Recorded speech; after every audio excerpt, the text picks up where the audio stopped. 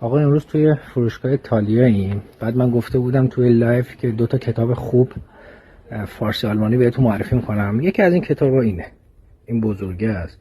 یکی دیگه هم این کوچیک است. حالا اینا چه فرقی دارن؟ فرق آنچنانی ندارن. خوبیش اینه که شما اینجا با جزئیات میتونین تمام کلمات آلمانی به فارسی رو پیدا بکنین. ببین مثلا زین دوچرخه، نمیدونم برای شهر، زیرسازی شهر، روسازی شهر، غذا، همه چی رو شما میتونین اینو پیدا بکنین. من به دوستای آلمانی اینو کادو میدم.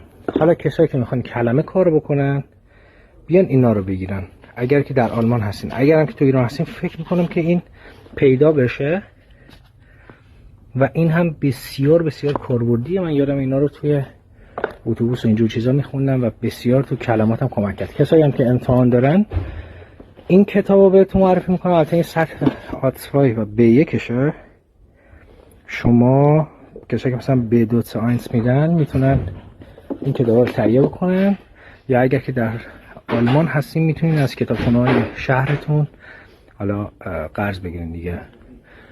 و اینکه این کتابو واقعا بهتون پیشنهاد میکنم، بسیار فوق العاده است.